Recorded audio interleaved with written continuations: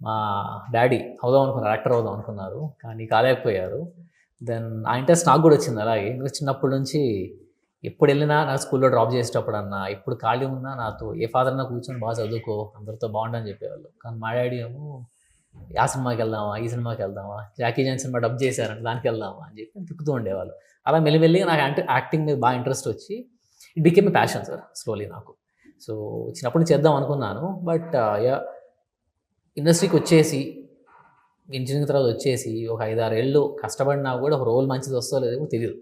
Right. So I thought of being financially independent first and then అప్పుడు వద్దాం సినిమాల్లోకి అని చెప్పి అనుకొని దెన్ మా ఫ్రెండ్స్కి అందరు పిక్ చేసి ఇలాంటి స్టోరీ ఒకటి ఉంది చేద్దామా అంటే they are you know very supportive and అందరు కలిసి వచ్చి ఇది సపోర్టెడ్ మీ టు లాంచ్. నాకు అది ఈజీ అయింది to get in to this. అంటే ఈ వే తీసుకోవడం ఈజీ అయింది నాకు. Right. Yeah and acting and direction రెండు నేను డైరెక్షన్ చేద్దాం అనుకోలేదు సార్, యాక్టింగ్ కోసమనే వచ్చాను.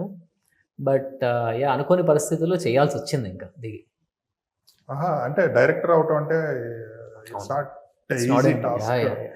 ఆ ఓరియంటేషన్ ఉండాలి, ప్రిపరేషన్ ఉండాలి, there should be a mind from the director.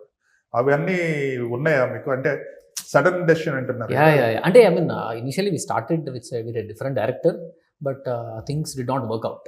Right. So ఆపేసి ఒక 3 months బ్రేక్ తీసుకొని యూట్యూబ్, ఏఐ త్రూ నాకు వచ్చిందంతా నేర్చుకొని, మాకు డైరెక్షన్ టీం కూడా లేదు సార్, ఎందుకంటే నేను ఎప్పుడు చేద్దాం అనుకోలేదు, నా దగ్గర టీం కూడా లేదు. మా ఎడిటర్ ఎవరైతే ఉందో చోటకే ప్రసాద్ గారు నాకు మంచి ఎక్సలెంట్ క్రియేటివ్ టీమ్ ఒకటి ఇచ్చారు టు సపోర్ట్ మీ.